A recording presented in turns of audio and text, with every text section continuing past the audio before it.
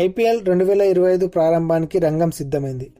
ప్రపంచవ్యాప్తంగా కోట్ల మంది క్రీడా ప్రియులను ఆకర్షించిన ఈ రిచెస్ట్ మెగా లీగ్ కోసం ప్రతి ఒక్కరూ ఎంతో ఉత్కంఠంగా ఎదురుచూస్తున్నారు. ఎప్పుడూ కాసుల వర్షం కురిపించే ఈ ఐపీఎల్ ఈసారి కూడా మెగా యాక్షన్, బ్రాడ్కాస్ట్ రైట్స్ ధరలతో రికార్డు స్థాయిలో పైసల మూత మోగించింది. ఈ క్రమంలోనే తాజాగా ఐపీఎల్ 2025లో ఆయా జట్లకు యాడ్ రెవెన్యూ విషయంలో స్పాన్సర్షిప్స్ నుంచి వచ్చే ఆదాయం ఎంత, టీవీ బ్రాడ్కాస్టింగ్, ఓటీటీ రైట్స్ను దక్కించుకున్న ముఖేష్ అంబానీకి చెందిన రిలయన్స్ ఎన్ని వేల కోట్ల ఇన్కమ్ పొందింది అనేది తెలుసుకుందాం.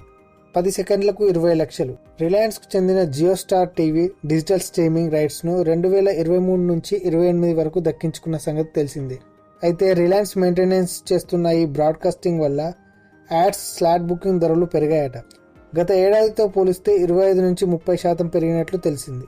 దీంతో ఈ ఐపీఎల్ 2020 ద్వారా Reliance Jio star record breaking advertising రెవెన్యూను అందుకోనుంది. కొన్ని ఇంగ్లీష్ రిపోర్టుల ప్రకారం టెలివిజన్లో 10 సెకండ్ల పాటు యాడ్ ధర 18 నుంచి 19 లక్షలు ఉందట. గత ఏడాది ఇదే స్లాట్ ధర 16 లక్షలుగా ఉంది.